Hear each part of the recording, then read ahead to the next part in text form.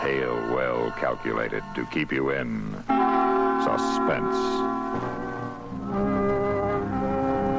The events that are covered in this report began on the night of December the 28th, 1910, although I didn't know it at the time.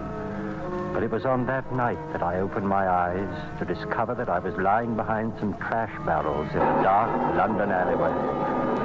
Thunder was ripping the skies apart, and the sheets of rain that were pelting on my unprotected body had soaked me to the skin. My head was aching unbearably.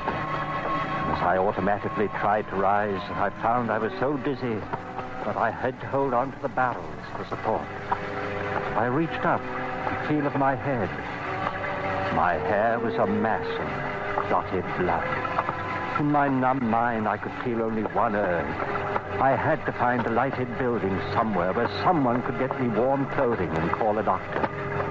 It seemed hours before finally I saw an office building in which a light was burning, and gratefully stumbled in its direction.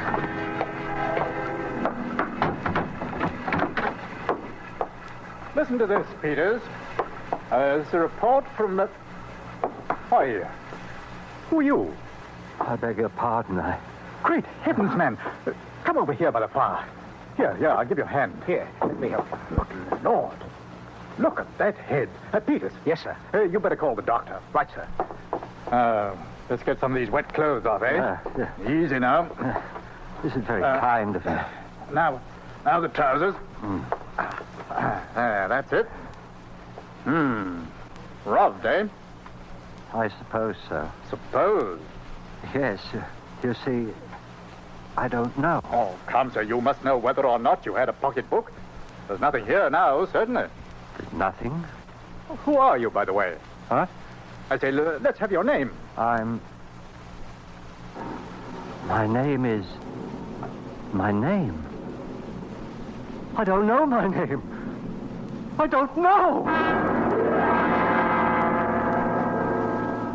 I must have fainted, because the next thing I knew, I was lying on the couch in the office, covered with warm blankets and slowly returning to consciousness. My benefactor and the doctor were talking in hushed voices near the bed.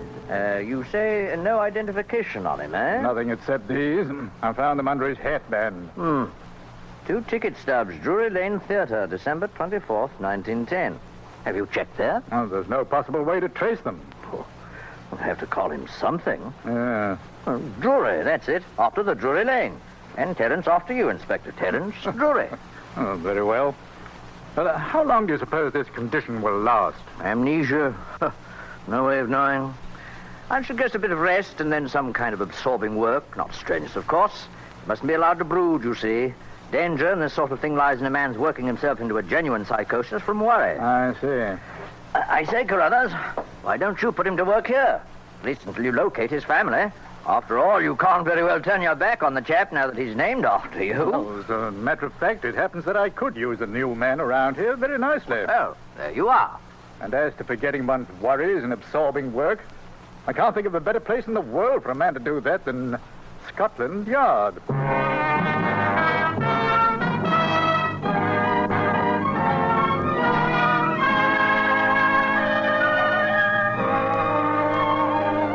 Amazing stroke of fate that brought me to the London office of Scotland Yard on that dreadful night of December 1910. For I'm sure that nowhere else could I have had more kindness and understanding.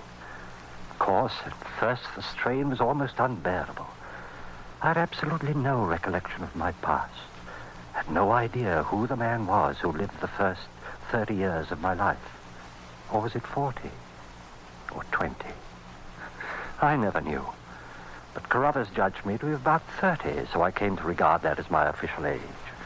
And he was ingenious in providing interesting work for me. During the days that followed, I became so absorbed in the tide of fascinating cases that flowed across my desk that I had no time for thought or reflection on my plight.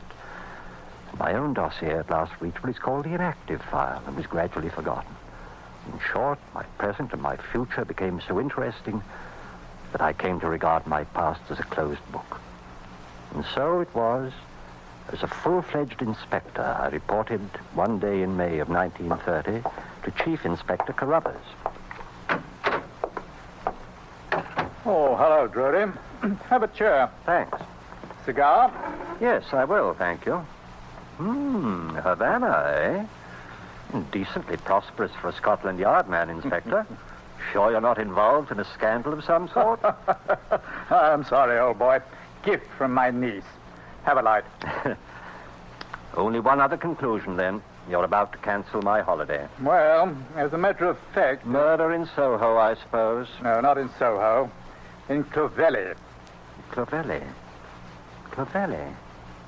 That's a fishing village in Devon. That's it. Bit of a resort town, too, you know. Thought you might be able to combine business with pleasure. I do need a rest, you know. Well, I have here a letter from a Mr. John Stanhope who resides in Clovelly. It seems he unearthed a human skeleton in his backyard, apparently buried there for years. Oh, it'll just be a matter of securing a routine report on the case, perhaps questioning this Mr. Stanhope and possibly a few of the local residents. Then you can pop down to Torquay and bask in the sun for a few days. Ever been in North Devonshire? I avoid it religiously. I'm allergic to moors. Well, what do you think of it? Well, if it were anyone else but you, Carruthers.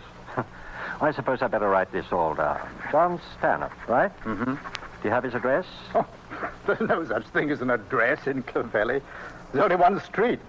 But you won't have any trouble finding it. Oh. From what I hear, the townspeople will be quick enough to tell you all about the place where the bones are buried.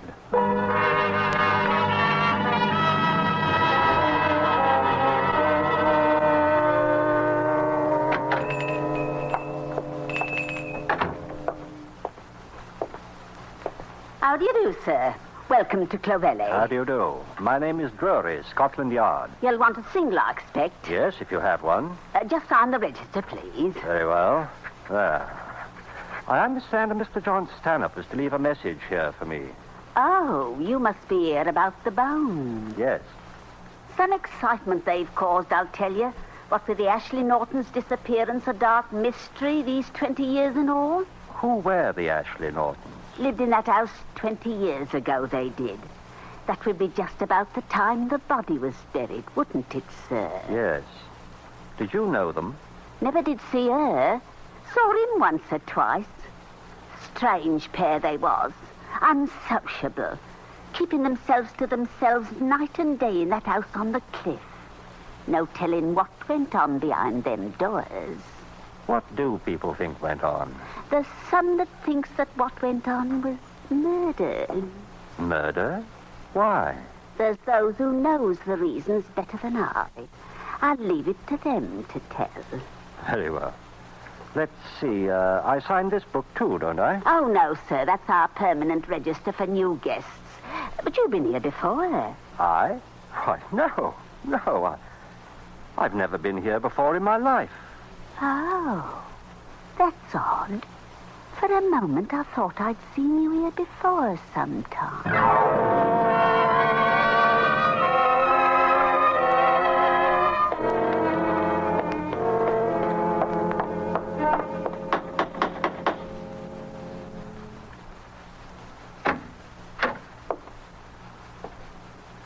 Mr. Stanhope? Yes? Inspector Drury, Scotland Yard. Oh, happy to see you, Inspector. Come in, please. Thank you. I must apologize for the condition of the place, Mr. Drury. The events of the past few days have been a bit upsetting, to say the least. I should think so. Like a spot of sherry? Why, thanks, yes. I had rather an enlightening conversation with Mrs. Tumley at the inn last night. Oh? Seems the townspeople are quite certain it was a case of murder involving some people named Ashley Norton. Yes. Roger Ashley Norton. His wife was named Sarah. Did you know them? Oh, no. I'd never met them. Very few people had. And you see, that was 20 years ago. The house originally belonged to my brother. He died in 1925, and I didn't come into the property until after that. I know it's natural to jump to the conclusion of murder when one uncovers human bones, but is there any reason to suspect a motive? Did anybody disappear suddenly? No one but the Ashley Nortons. I see. There's nothing to go on but gossip, and it's all highly circumstantial, of course. Ah. You see, my brother was renting this house to them furnished by the year, payable in advance. And so he rarely had occasion to call on them. But when the regular check failed to arrive on time, he paid them a visit. The house was vacant. And it was immediately clear that no one had lived in the place for the last 2 months. Your brother made inquiries, of course. Oh, yes. No one had seen or heard from them for at least 2 months before. And what date was that, Stanhope? Now, let me see. That was December of 1910. I'm sorry. Oh, it's quite all right. Here, let me... No. The maid will attend to it. Let me get you another. Not right now, thanks. Well, would you like to examine the garden? The garden? Yes. Where the bones were discovered. Oh, yes, of course. Out through the French windows. Here to the side, I take it. Yes. Here we are. Just over here, Inspector. See. And the tree stood about here, eh? The what? The holly tree. I must admit you're a jolly fine detective, sir. The gardener discovered the body while removing the dead holly tree, all right, but I wasn't aware that I mentioned the fact to Scotland Yard. It was in my room at the inn late that night that I first began my notes. I include them now in this report, just as I wrote them then.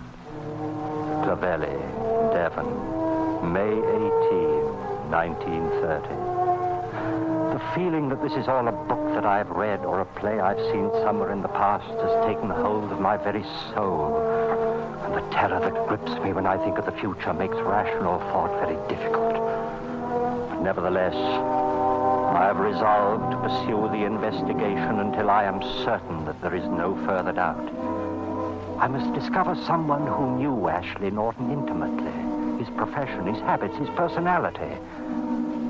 I think I must risk tomorrow another talk with Mrs. Tumley. But meanwhile, I shall withhold any further report to Carruthers.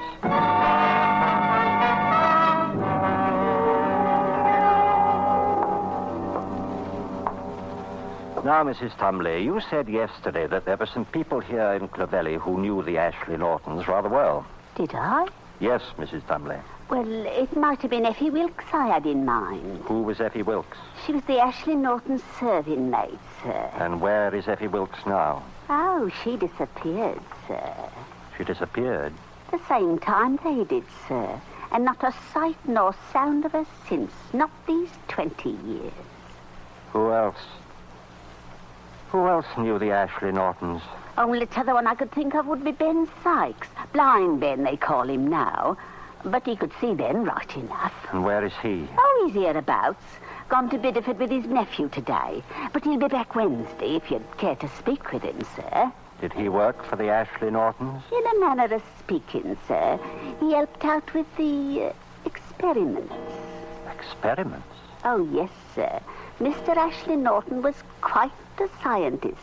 Or so he said. What did Ben Sykes have to do with these experiments? Oh, he got things for them, sir. What sort of things? Live things, sir. Live things? Rabbits, animals, such like things, sir. Oh, is that all? No, sir. If you ask me, that wasn't all. What else? There was human beings, sir. Human beings? Yes, sir. What human beings? Why, I would say, sir, the nearest ones that came to hand. What do you mean? Oh, I'm sure you know much more about this than I do, sir.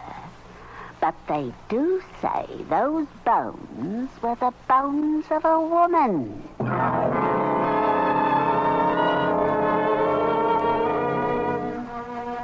Carruthers wired today that he expects to locate the serving girl, Effie Wilkes, within a matter of hours. That means at least that she's alive. And it also means that our testimony will complete the case. And I can no longer deceive myself as to the outcome. I don't quite know why I sent Carruthers the information about Effie Wilkes, knowing as I do that I'm endangering myself by that action. Perhaps there's something of which I'm still just a little proud. I'm still primarily a detective.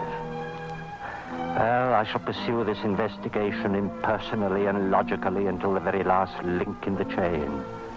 That link is Ben Sykes. Blind Ben.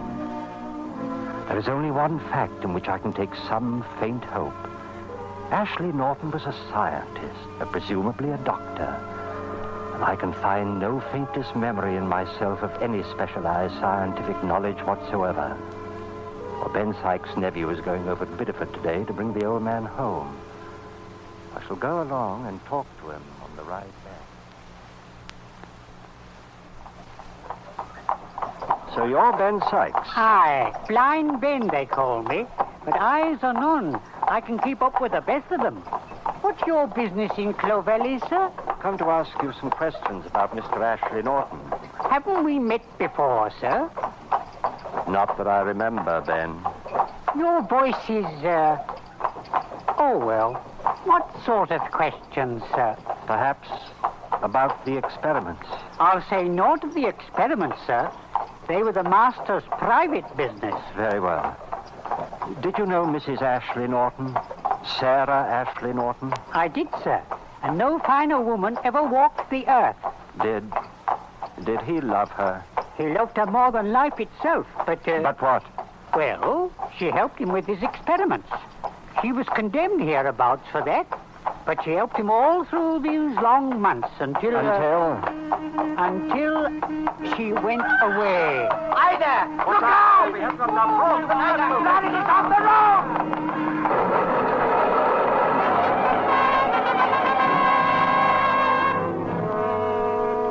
The last I remember was the sickening sway of the wagon as it overturned in the ditch to the left of the road.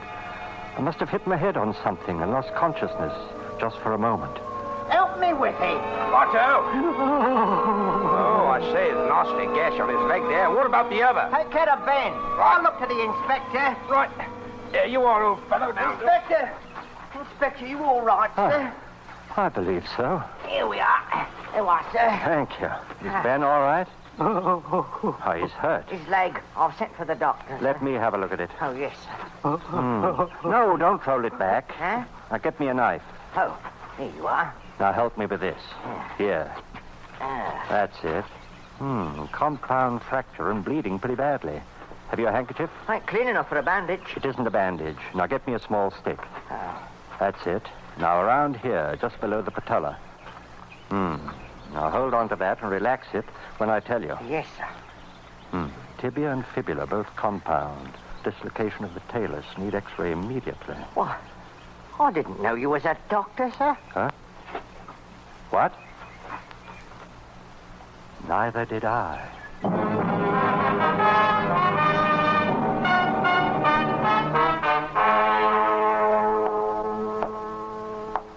How do you feel, Ben? Much better, Mr. Drury. Thanks to you. She twitches now and then. He'll be all right once it's set. Lucky you was with us, sir. Ben, you were going to tell me about the last time you saw Mr. Ashley Norton. Do you remember? Yes, sir. I remember it well. He was going up to London, to the theatre, he said. Was he going alone? Yes, sir. Mrs. Ashley Norton had gone on ahead to do some shopping, he said. Ben, do you remember when? What theatre? Yes, sir. It was Christmas Eve, and the theatre was Drury Lane. Yes, I know. I guess I knew it always. Asking your pardon, sir, I'm an old man, and I can say things without anyone getting angry about them. Yes, Ben, what is it? Well then, sir, you seem like a man who's running away from something. Oh, running. I wouldn't run away from it any longer, sir, if I was you. Ben, I believe you're the only one of us who isn't blind.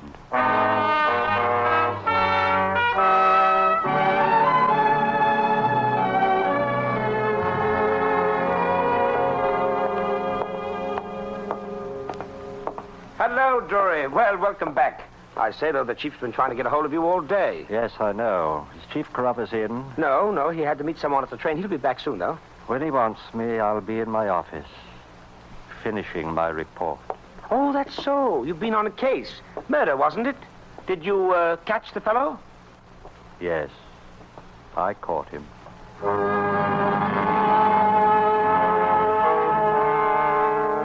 There's little now that needs to be added. Christmas Eve, Drury Lane Theatre. And Ashley Norton went alone, he said, because his wife Sarah had gone on ahead. And the medical training, it came back to me when I needed it as though it had been my life, my former life. There can be only one conclusion to this report. Sarah Ashley Norton was murdered by her husband. The case is closed. Signed, Roger Ashley Norton, formerly Terence Drury.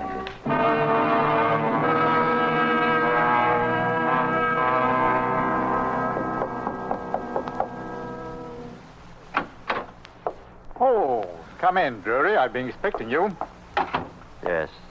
Here's my report, sir. And there's time enough for that, but, you know, we finally traced the serving girl, Effie Wilkes. Yes. If you don't mind. And through her, we traced someone else. Does it really matter now? I think perhaps it does. You may show in the witness, Peters.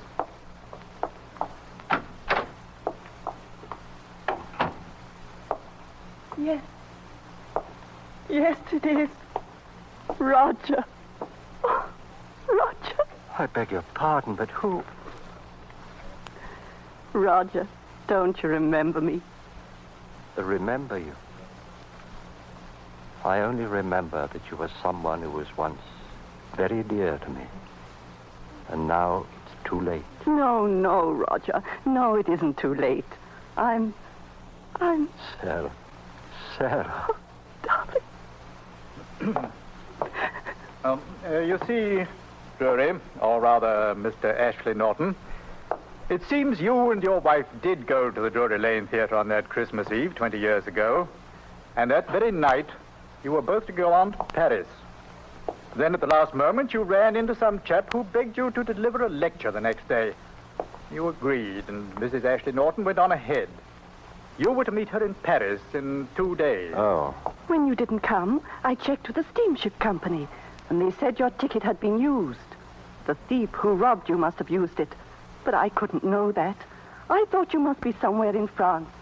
For years. Then I thought you must be dead. Oh, Roger. My dear. Sarah, do you suppose you could call me Terence? I've got used to it, you know, and... Oh, very well, Terence. You haven't changed very much, really. I suppose you haven't either. Oh, and can you ever forgive me? Forgive you? For what? The bones. Oh, the bones. Yes, Well, I suppose if that Mrs. Tumley hadn't been so nosy, I wouldn't have done it. But I was afraid if they found it in the house, it would look even worse. So that's why I did it. Did what? Buried your demonstration skeleton in the backyard, under the holly tree. What?